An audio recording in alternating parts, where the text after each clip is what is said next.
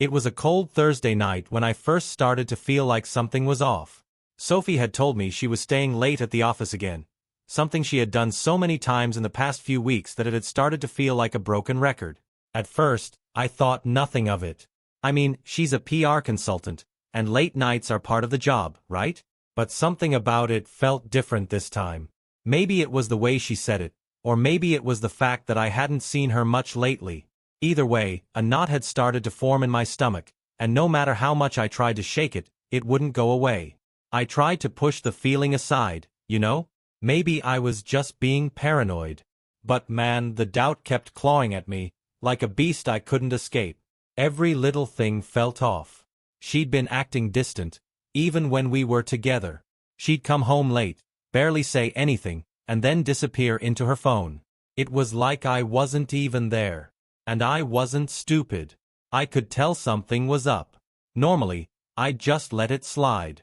I mean, I'm not the kind of guy to flip out over every little thing. But tonight, it was different. I didn't feel like just waiting around for her to walk through the door. I wanted answers. So, I decided to act. I ordered her favorite sushi from that upscale place she always raved about. You know, the one with the crazy good sashimi that costs an arm and a leg but somehow still makes her smile like it's the best thing in the world. And I grabbed a bouquet of delicate white roses. Her favorite, the ones she used to arrange all over the house when things were easy between us. Back when things were good. I guess a small part of me still thought that maybe, just maybe, if I showed up with the flowers and the sushi, she'd look at me the way she used to. Maybe it'd remind her of when we were happy, before all this weirdness started. Maybe she'd smile and say, "Sorry for being distant, Elias. I've missed you." But deep down, I knew that was just wishful thinking. Still, I got in the car and headed to her office. When I pulled up to the building, it was around 8:30 p.m.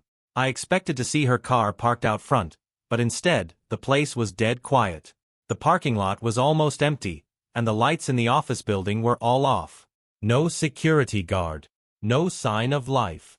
I thought I might have missed her, but when I checked my phone, I saw that she hadn't texted or called. That felt wrong. I called her phone. It rang and rang and rang, but she didn't pick up. Then it went to voicemail. My heart started racing. Something was definitely off. Maybe she had left earlier than usual and didn't bother telling me. Maybe she was busy and forgot. But my gut told me something else. I don't know why I did it, but in that moment of panic, I tracked her phone. I'm not proud of it, but I had to know where she was. I had to be sure. Maybe I was becoming the paranoid type, the one I'd always hated. But I couldn't ignore that gut feeling. When her phone pinged, I saw that it was at a place called Gatsby's Corner, across town. It was this upscale bar restaurant. One of those spots that was known for after-work cocktails and, I guess, for people who didn't want to be seen. I knew right away that it wasn't the kind of place Sophie would go for business. It felt like the kind of place where secrets were made. Without thinking, I hopped in my car and drove over there. The whole ride there felt like I was floating. My mind was spinning, and my thoughts were a blur. I wanted to believe this was all just some mistake. I wanted to convince myself that I was wrong, but everything inside me screamed that I wasn't. Not this time. When I pulled into the parking lot, I didn't even hesitate. I slammed the car into park, grabbed the bouquet and the sushi, and marched into the restaurant. My heart was pounding in my chest, and I felt like I couldn't breathe. I walked through the door, and the atmosphere inside was dimly lit, cozy, too cozy. It didn't take long for my eyes to land on her. Sophie was sitting in the back corner of the restaurant, leaning in close to a man I didn't recognize. They were laughing, really laughing. The kind of laugh that I hadn't heard from her in months. Sophie's face was flushed, her eyes wide with excitement, and for a split second, I thought I was dreaming. I couldn't look away as they exchanged some kind of inside joke, their bodies inches apart, almost like they were the only two people in the room. And then, as if time had stopped, I saw her lips brush against his. In that moment, everything inside me froze. My stomach dropped, and I felt like the floor had just disappeared beneath me. My heart ached in a way I didn't even know was possible. I stood there, frozen in the doorway, like a damn ghost. Sophie's eyes met mine, and for a split second, her expression changed. Shock. guilt, fear. Her mouth parted, like she was about to say something, but nothing came out. The guy, who was well-dressed and good-looking, looked up too, his face a mask of confusion. The room felt like it was spinning, but I couldn't move. The bouquet of roses was limp in my hand, and I almost didn't know what to do with it. Did I throw it at her? Yell at her?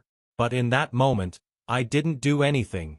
I just walked toward their table. The closer I got, the colder I felt. Every step was heavy, like I was walking through molasses. And then, as if I had lost control of everything, I pulled out the small velvet box from my jacket pocket. I placed it gently on the table between them. Inside was the gold bracelet I had bought for Sophie just a week earlier. The one I'd gotten because I thought we were in a good place, before all the late nights, before the coldness, before everything started to fall apart. Neither Sophie nor the guy spoke. She just sat there, staring at the bracelet, her face pale, her mouth twitching as if she didn't know how to explain what was happening. I couldn't look at her anymore. I couldn't look at him either. Without saying a word, I turned around and walked out. As I stepped out into the night air, I could feel the sting of betrayal burning in my chest. I heard Sophie's breath catch behind me, but I didn't turn around. I couldn't. I didn't know what I was feeling, but I knew one thing for sure. It wasn't love anymore. The drive home was hell. Every part of me was screaming. But the worst part? I couldn't stop replaying the image of Sophie, laughing and kissing another man, over and over again. And every time, it felt like my heart was breaking all over again. I don't know how I made it through the night. It felt like I was walking through a fog, just going through the motions without really feeling anything. Every time I closed my eyes, I saw Sophie's face, her eyes wide with shock, the way her lips brushed against that guy's. I tried to sleep, but my mind wouldn't let me. It kept replaying the scene like a damn movie that I couldn't turn off. By morning, the weight of everything settled on me like a thick, suffocating blanket. The sun rose through the blinds, shining way too brightly, like it had no respect for the mess that had just been made of my life. Sophie hadn't called, hadn't texted. Of course, she hadn't. She was probably still sitting at that table, trying to figure out how to lie her way out of the mess she made. Or maybe she wasn't even thinking about me at all. The thought burned. I had barely touched my coffee when I heard the knock at the door. It was soft, almost tentative, like she wasn't sure whether I'd even let her in. I knew it was her before I even got up. I could feel it in my bones. I didn't move right away. I sat there in the kitchen, staring into the dark coffee mug in front of me, as if I could somehow find the answers hidden in the murky liquid. My fingers were tight around the handle, my knuckles white. I wasn't ready for this, but I knew I had no choice. She was going to walk through that door sooner or later, and I wasn't sure if I was more angry or hurt. Probably both. The knock came again. A little harder this time, a little more insistent. I finally stood up and walked over to the door. I didn't even glance in the mirror. I didn't need to. I knew I looked like a mess. I didn't care. I opened the door, and there she was, standing in front of me, looking like she hadn't slept a wink. Her eyes were red-rimmed, like she'd been crying, but there was a certain distance to her, like she wasn't really there with me. "Can we talk?" she asked, her voice soft, almost pleading. I didn't answer right away. I just stood there, looking at her. I wanted to say something, yell at her, maybe, ask her how she could do this to me. But something in me told me that would be a waste of time. So, I just stepped aside and let her in without saying a word. She walked into the kitchen like she had a right to be there. Like nothing had happened the night before. I stayed in the doorway, watching her every move, waiting for her to say something, anything, to explain why I had just seen her kissing another man, laughing with him like they shared something special. She turned around after a moment, her face softer now, and said, "Elias, I can explain. I know this looks bad, but you have to believe me, I never meant for it to happen." I wanted to scream at her, ask her how she thought I was supposed to believe that. But I held it in. I couldn't get worked up right away. I needed to hear her out, see how far she'd go with her lies. "I'm listening," I finally said, my voice colder than I intended. Sophie bit her lip, looking like she was trying to piece together the right words. "It wasn't like that, okay? It was just a mistake. I was drunk, And I wasn't thinking clearly. He's just a friend, Elias. That's all. I could feel the heat rise in my chest. Drunk? A mistake? She was trying to tell me that the kiss I saw wasn't anything? That it didn't mean anything? I had to stop myself from laughing. A mistake? I repeated, my voice dangerously calm. You've been hiding messages, working late with him, disappearing all the time. And now you're telling me it was a mistake? She winced, like the words stung. But she didn't back down. Instead, she shifted on her feet, looking guilty but defensive at the same time. Things have been complicated between us. You wouldn't understand, Elias. It's not like you think. Complicated? I scoffed, shaking my head. You've been kissing him behind my back, Sophie. Kissing him. And now you want me to believe it's just some complicated situation. Her face paled, and I could see the panic creeping into her eyes. She opened her mouth to say something, but I couldn't take it anymore. I stepped forward, closing the space between us, my anger bubbling up. No, Sophie. You don't get to spin this. You've made your choice. I didn't give her a chance to reply. I turned and walked toward the door, my heart pounding in my chest. I wasn't sure what I was feeling anymore, whether it was anger or betrayal or just pure disgust. But I wasn't about to waste any more time listening to her lies. I heard her behind me, calling my name in that soft, broken voice that I used to find comforting. But now, it just grated on me. Elias, wait, please. I didn't stop. I couldn't. When I got to the door, I opened it and stepped out, leaving her standing there, her words hanging in the air. As I walked down the hallway, I felt like I was leaving more than just a marriage behind.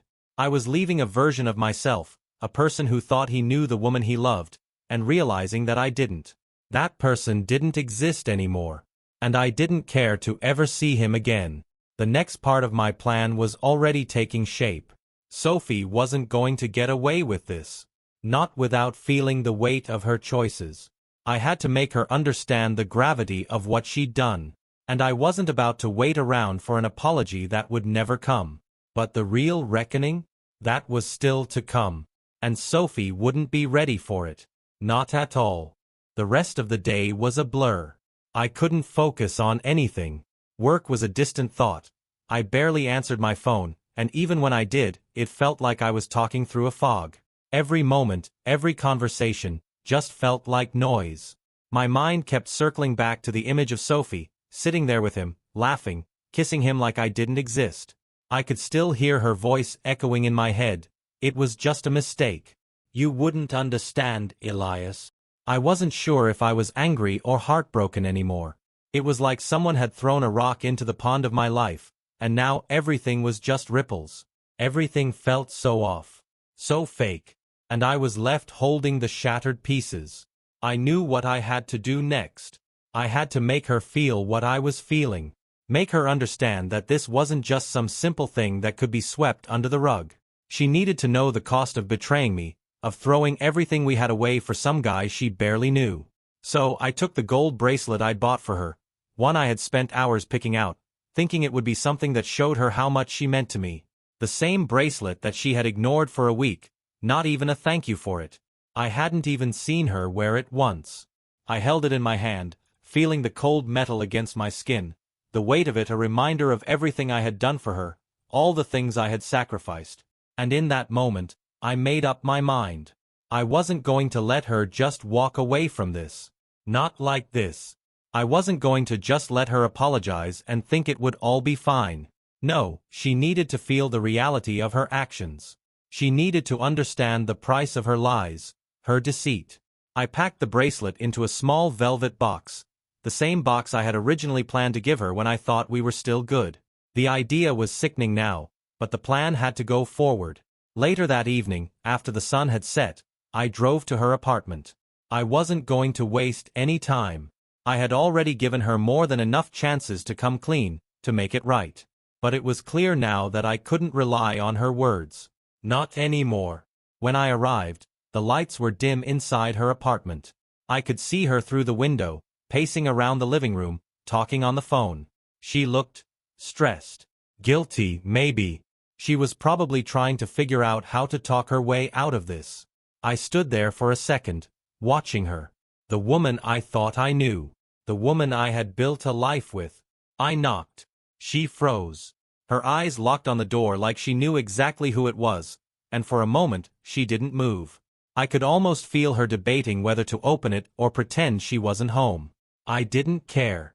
I wasn't leaving until I got what I came for. A few seconds later, I heard the soft sound of the door unlocking, and then it creaked open just a crack. Sophie stood there, her eyes wide, like she wasn't sure if she wanted to face me or run away.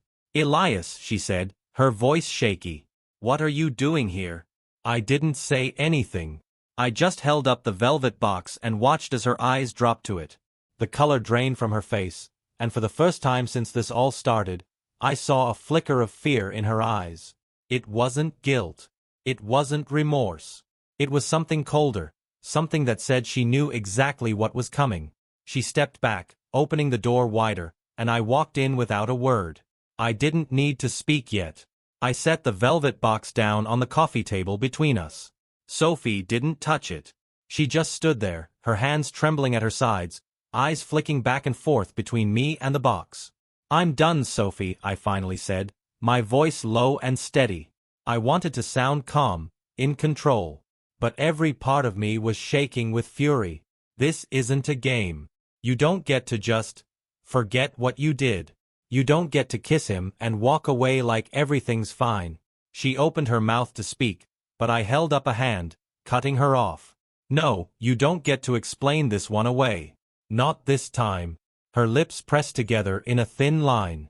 She was trying to control herself, trying to come up with a response, but I could see it in her eyes. She was losing it. She had no idea what to say anymore. "I gave you everything, Sophie. I gave you me," I said, my voice rising a little. "And you threw it away. For him. For someone else. Do you even understand the weight of that?" Her gaze dropped to the bracelet, then back up at me. I watched as the tears started to well in her eyes. She opened her mouth again, but it was like she couldn't find the words. She was crumbling. "I never meant to hurt you, Elias," she whispered, her voice breaking. "I never wanted any of this." "Then why did you do it?" I asked, leaning in slightly, my words like daggers. "Why did you let it go this far? If you loved me, why did you kiss him? Why did you choose him over me?" Sophie shook her head, like she was still trying to process everything. "I didn't choose him. I didn't know what I was doing. It was all the same garbage. The same excuses. I was done with her lies." I picked up the velvet box and opened it. I didn't look at her as I placed it down in front of her. She didn't look at it either. But I knew what it meant. "You'll never forget that night, Sophie. I hope you know that. I'm done. And you won't get another chance to fix this. Not after what you did. You've made your choice." I could see the shock on her face. She was still standing there, staring at the box, her mouth opening and closing like she didn't know how to respond. But I didn't give her the chance. I turned, walking out of her apartment, and the door slammed behind me, echoing in the silence. I wasn't angry anymore. I wasn't heartbroken. I was just done. Sophie had made her decision, and now she would have to live with the consequences. The days after that were strange. They dragged on, but they also passed too quickly. Sophie didn't try to contact me right away, which honestly, I wasn't sure if I was relieved or pissed about. Part of me expected her to come running, begging for forgiveness, for me to take her back. But another part of me, the part that was still raw and angry, didn't want to deal with her. Not yet. Not after everything. I kept thinking back to that night. The look on her face when I placed the velvet box in front of her. The way she just stood there, unable to speak. The way she finally realized I wasn't playing around anymore. But still, it wasn't enough. It didn't change anything. She was still out there, still living her life, probably pretending it all didn't happen. I didn't know what I wanted from her at that point. Maybe an apology. Maybe just a sign that she got it. But I couldn't count on that anymore. I knew that. And then, one evening, a few days after I left her apartment, the phone rang. It was a private number. I didn't recognize it, and for a second, I thought about letting it go to voicemail. Part of me wanted to, just to keep things quiet, to not let her back in. But then I thought, no, this is it. This is her final chance to show me she gets it. I answered it. Hello. My voice was steady, but my heart was racing. There was a long pause, and then I heard her voice. Elias. It's me. Sophie. Her voice was shaky, like she'd been crying or was just too damn scared to say anything. I leaned against the wall, not sure how to feel. I wanted to hang up right there. I wanted to say, I don't want to hear it. But part of me, maybe the foolish part, wanted to know if she had learned anything from this, if she had truly changed. I just want to talk, she said, the words coming out like they were choking her. Please. I stayed silent for a moment, letting her squirm. I didn't have any sympathy for her, but I wasn't going to hang up either. Not yet. What's there to talk about, Sophie? I finally said, my voice colder than I wanted it to be. What could you possibly say at this point that would make any of this okay? She sighed, and I could hear her trying to hold it together. I know I've messed up. I know I've hurt you, and I don't know if I'll ever be able to make it right. But I want you to know. I'm sorry. I never meant for this to happen. I rolled my eyes, feeling my frustration flare up. You're sorry? You're sorry that you kissed another man? That you lied to me? That you made me look like a fool? You're sorry for what, Sophie? I heard her breath catch. I didn't mean to hurt you, Elias. I don't even know how it got to that point. It wasn't like I planned it. It was just, everything got so messed up, and I didn't know what to do. And I let it go too far. And now, she trailed off, the words hanging there, useless. It wasn't enough. Yeah, well, you did it anyway, I snapped, my voice rising. You let it go too far. You betrayed me. You destroyed everything we had. And now you're telling me you're sorry, like that's going to fix it?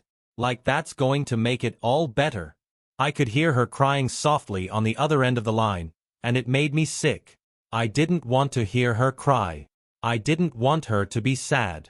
I wanted her to understand. I wanted her to feel the weight of what she did. I know I can't undo what I've done, Sophie said, barely above a whisper. But I swear, Elias, I never meant to hurt you. I just got lost. And I'm sorry. I'll spend the rest of my life trying to make it right, if you let me. That was the moment I almost broke. I felt a flicker of the person I once knew, the woman I thought I loved. She sounded so vulnerable, so human. But it didn't change anything. You can't make it right, Sophie, I said, my voice steady now, almost emotionless. You don't get to just walk back in here and say sorry and expect me to forget. You made your choice. And now, you have to live with it. She was quiet for a long time, like she was waiting for me to soften, waiting for me to crack.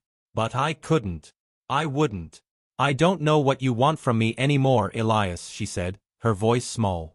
But I need you to know. I never stopped loving you. Even when I was with him. It wasn't about that. It was about me and my mistakes and how lost I felt. I let out a breath, my eyes closing for a second. I couldn't believe what I was hearing. I couldn't believe she was still trying to justify it. I don't care, I said, shaking my head even though she couldn't see it. You don't get to come to me with excuses. You don't get to blame me for your actions. You chose him. And now you have to live with that. The silence that followed felt like it lasted forever. I could practically hear her breaking. And honestly, I didn't care anymore. Finally, after what felt like an eternity, she spoke again. Her voice was barely audible. I understand. I really do. I'll leave you alone now. I just wanted you to know that I am sorry. And that I'll never forget what we had. I didn't say anything else. I just hung up. It was over. It had been over since that night in the restaurant, but hearing her voice on the phone, hearing her say all the wrong things, had made it real for me. Sophie was gone. And no amount of apologies or tears could ever bring her back. The phone call ended, but the silence that followed was the loudest thing I'd ever heard. The final part of this was coming. And Sophie? She wouldn't be ready for it. Not by a long shot. But I was. And it was time to finish what I started. The day after the phone call, I felt like a shell of the person I used to be. It's funny how quickly someone can shatter you. How quickly she had shattered me. But even as I felt that ache deep in my chest, there was this clarity, a sense of finality that settled over me.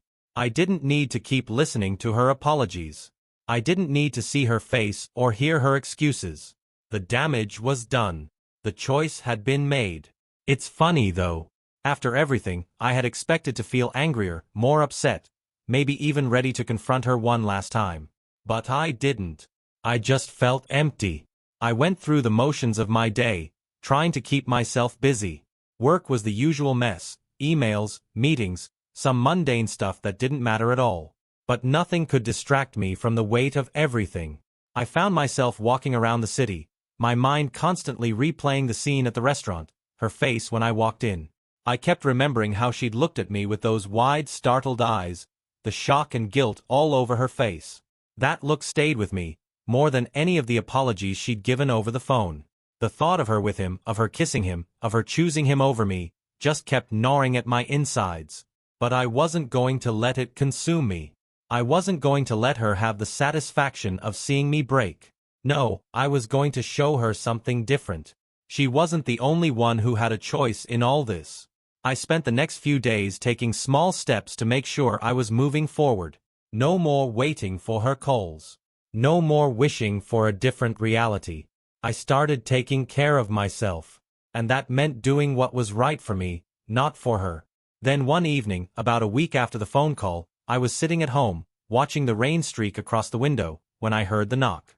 Soft at first, almost like a hesitation. I didn't need to answer the door to know who it was. Sophie. I didn't even flinch. I just stared at the door for a second, wondering if I should open it. It wasn't about anger anymore. It wasn't about wanting to confront her or get an apology. It was about me finally taking control, taking back what was mine. I didn't answer at first. I just waited. Part of me thought she might go away. But then, the knock came again, a little more insistent. I stood up, walked over to the door, and opened it. There she was, standing there, looking fragile, like she was about to break. Her hair was messy, her eyes red and tired, like she hadn't slept in days. She looked so damn small, so defeated. "Elias," she whispered, her voice cracking. "Can we talk?" I looked at her for a moment, just letting the silence hang between us. I didn't feel the rush to speak, to explain anything. There was no need for words anymore. The time for that had passed. "What do you want, Sophie?" I finally asked, my voice calm, almost too calm. I felt like I was talking to a stranger, someone I didn't know anymore. She wasn't my wife anymore. She wasn't the person I loved. She swallowed hard, her eyes searching mine for some sign that I cared, that I still had anything left for her. I just need to explain. I need you to know that it wasn't what you think. I wasn't trying to hurt you. I was just lost. And I made a huge mistake. I shook my head slowly, my jaw tightening.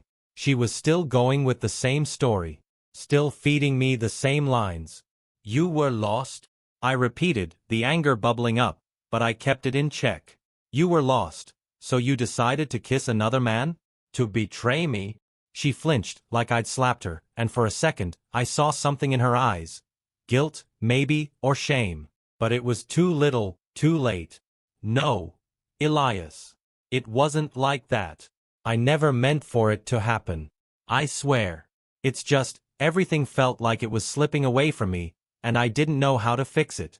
"I didn't know how to fix us," she said, her voice barely a whisper.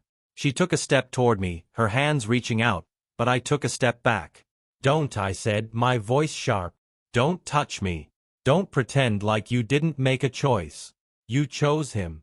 And I'm not going to pretend that's okay." Sophie's face crumpled, and for the first time in a long time, I saw how broken she really was. But I wasn't the one who broke her. I wasn't the one who betrayed us. I stood there, staring at her for a long moment, letting the silence stretch out between us. I wasn't going to let her guilt trip me into believing I could fix things. Not this time. She had made her bed, and now she had to lie in it. "I'm done, Sophie," I said, the finality in my voice clear. "I can't do this anymore. I can't keep hoping things will go back to how they were. They won't. You've broken me, and I'm not going to let you do it again." Her lips trembled, and she looked like she was about to say something. Maybe apologize again. Maybe beg. But I didn't give her the chance. "I don't want you here," I said, my voice cold as ice. "I don't want your apologies, and I don't want your lies. I don't want anything from you anymore." Her face twisted in pain, but I didn't care. "I'm sorry, Elias," she whispered, her voice breaking. "I'm so sorry." I didn't say a word. I just watched her turn and walk away, the sound of her footsteps echoing in the hallway like the final nail in the coffin of our marriage. And as she walked out of my life for good, I realized that the hardest part of all wasn't losing her. It was finally letting go. And that, for me, was the beginning of something new. I wasn't broken. I was free. And no matter what came next, I wasn't looking back. The next few weeks were a strange kind of silence. At first, I thought I'd be drowning in the noise of everything. My anger, my grief, the constant questions in my head. But instead, it was quieter than I expected. Sophie was gone. And with her, all the chaos and confusion left, too. I won't lie. The first couple of days after she walked out of my life felt like I was in a daze. I didn't know what to do with myself. The apartment felt so damn empty. The things we'd shared, the dinners, the late-night talks, the little habits that used to make me smile, were all gone, replaced by this void that was somehow both heavy and hollow at the same time. But over time, I started to settle into the emptiness. It wasn't that I'd stopped caring. Hell, I still thought about her, about us, but it was different now. The reality of what she'd done, of how much she'd betrayed me, settled in. And the anger that had been gnawing at me slowly turned into something else. Something colder. I didn't need her anymore. And as painful as it was, I realized that I could survive without her. I started going to the gym again. I hadn't really cared about working out for months, but it was like I needed something to keep me grounded. The physical exhaustion was a welcome relief from the emotional weight I'd been carrying. I'd run until my legs burned, until my thoughts were too tired to chase after me. I started picking up hobbies I'd long forgotten, things that made me feel like myself again. I also took a hard look at my friendships, especially with the guys I used to hang out with. Some of them had asked about Sophie, about what had happened. I didn't really want to talk about it, but eventually, I did. I told them the basics. The affair, the betrayal, the way everything had fallen apart. It wasn't easy, but it helped. It helped me realize that I wasn't the only one who saw her for what she really was. There was one moment, though, when I was sitting at a bar with a buddy of mine, talking through some of the mess, that I realized something. My friend, who had always been a little bit of a joker, got really quiet when I started talking about how things had ended with Sophie. "You're not the first guy this has happened to, man," he said, taking a swig of his beer. "Hell, it probably won't be the last. But you're doing the right thing, man. You're letting her go. You've got to, if you want to move forward." At first, I didn't say anything. I just stared at my drink, the weight of his words settling in. I wasn't angry anymore. I wasn't even sad. I just felt like I had already done what I needed to do. I'd taken back control of my life. But what I didn't expect was the strange, almost surreal moment when Sophie reached out again. It was about a month after I'd told her to leave. I hadn't heard a word from her. No calls, no texts.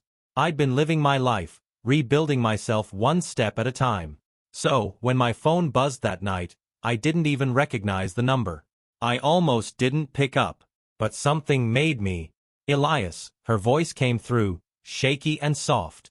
I hadn't heard it in weeks, and hearing it again was like a punch to the gut. "It's me, Sophie." For a moment, I just sat there, holding the phone in my hand, unsure of what to say. I didn't want to hear her out. I didn't want to get pulled back into her mess. But I also wasn't sure if I was ready for this call. Was she really calling to apologize again? To try and fix what was already broken beyond repair? I finally spoke, my voice neutral. What do you want? I just need to talk. Can we meet? Please? I felt the walls I had built up, the ones that had been so solid for weeks, start to crack. I didn't want to meet her. I didn't want to hear more excuses, more I'm sorries, more promises that would never come true. But there was something in the way she said, please, that made me hesitate. I wasn't sure if it was curiosity or just the remnants of feelings I hadn't fully let go of, but I agreed to meet her. We set a time for the next evening, and I hung up without another word. The next day felt like it dragged on. I kept thinking about what I was about to do, what kind of closure I was hoping to get, if any. Part of me just wanted to tell her off one last time and be done with it. Part of me wanted to know if there was something more to this, something deeper than her apologies. But another part of me was still terrified of what meeting her again might do to me. I showed up at the cafe where we agreed to meet, half an hour early. I didn't know what to expect. I didn't know if she'd show up with her usual excuses, or if she'd finally admit the truth. When she walked in, looking more exhausted than ever, I felt this weird mix of emotions. She wasn't the same woman who had walked out of my life months ago. She was broken, like I'd seen her once, in the wreckage of our marriage. But this time, I wasn't the one who'd been destroyed. It was her. I waited for her to say something, but she just stood there, looking at me, not knowing how to start. Finally, she took a seat across from me, her hands shaking in her lap. I know you don't want to hear it, but I owe you an explanation, she said, barely meeting my eyes. I stayed quiet, watching her for a long time. I wanted her to talk. I wanted to see if there was anything left in her that was worth hearing. I've been seeing a therapist, she continued. I've been trying to figure out why I did what I did. And I know I can't undo it. But I want you to know that I understand now. What I did to you, it was unforgivable. And I'm so sorry. For everything. I didn't say anything. I didn't know if I could. Part of me wanted to say no, that this was too little too late. But I didn't. I just sat there, listening to her apologies, feeling a strange numbness wash over me. I didn't need her explanation anymore. I didn't need her redemption arc. I didn't need her. I looked her in the eyes, and for the first time since this whole mess began, I felt peace. Real peace. You've already said everything, I said quietly. And I've heard enough. Sophie's eyes filled with tears. She opened her mouth to say something, but I held up my hand. I'm done, Sophie. You don't need to fix anything. I've moved on. I hope you find whatever it is you're looking for. But I'm not part of it. I stood up, leaving her there, staring at the table, lost in the mess she'd made. And for the first time in months, I felt completely free. I walked out of that cafe, stepping into the world that was finally mine again. The weight was gone. The past was behind me. And I was done with the past. Done with Sophie. Done with all of it. It's strange how life can shift so quickly. 1 minute, you're drowning in pain, unsure if you'll ever catch your breath again. And the next, you realize the weight's been lifted. You've already moved on, even though you didn't realize it until it was done. After that meeting with Sophie, something inside me clicked. It was like I'd been holding my breath for months, and I could finally exhale. I didn't need closure from her anymore.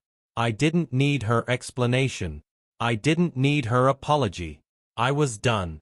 For the first time in what felt like forever, I felt like myself again. The next few weeks were a blur of ordinary moments. Working, hanging out with friends, going to the gym, doing things that made me feel normal again. I focused on rebuilding. Not just myself, but my life. It wasn't a matter of forgetting Sophie or pretending like she never existed. It was about accepting that what happened, happened. And that there was nothing I could do to change it. But what I could do was move forward. And I was. I remember one night, sitting on my couch, flipping through the channels mindlessly when I realized something. I hadn't thought about Sophie for hours. I hadn't wondered what she was doing, or if she regretted what she'd done, or if she was happy with the guy she had moved on with. For the first time, I wasn't questioning anything. I wasn't looking for answers. I was just living. I had friends over that night. We were just hanging out, drinking beers, talking shit like we used to before everything went south with Sophie. I laughed harder than I had in a long time, and as I sat there, I realized that I hadn't felt truly free in so long. Free from guilt, from heartache, from the weight of trying to fix something that was never meant to be fixed. The months passed. Sophie sent a few texts here and there, nothing too serious. She would ask how I was doing, and sometimes, I would reply just to acknowledge her. But I didn't linger on it. I wasn't angry anymore. But I wasn't interested in reopening that chapter either. I had learned the hard way that some stories just don't have happy endings. And that was okay. I even started dating again.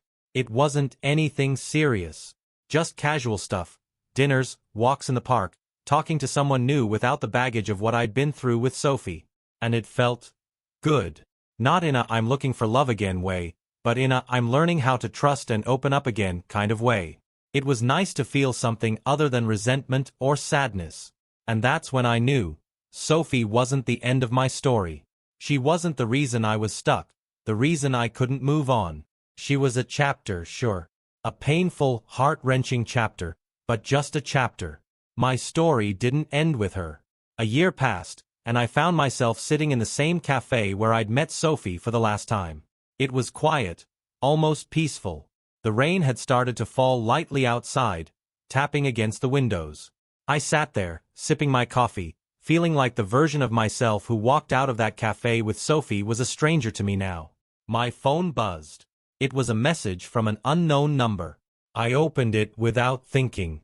It was Sophie. I heard you're doing well. I just wanted to say, I think I'm finally starting to understand what I lost. I hope you're at peace. I'll always regret what I did.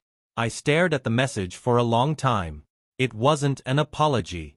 It wasn't an attempt to get me back. It was just a recognition of what had happened. For a second, I thought about replying. But then I realized something. I didn't need her to say anything. I didn't need her to apologize again or try to make amends. I had already let it go. I deleted the message without responding, and as I did, I felt lighter than I had in a long time. And in that moment, I realized I was truly free. Free from the past. Free from the betrayal. Free from the hurt. I stood up from the table and left the cafe, walking out into the rain, the cool droplets falling against my skin, feeling like a new person. I didn't look back. Because the story had ended. And it wasn't hers anymore. It was mine. And the best part? It was only just beginning. Thank you for watching this video to the end. What did you like most about this story? Write your answers in the comments. See you in the next video.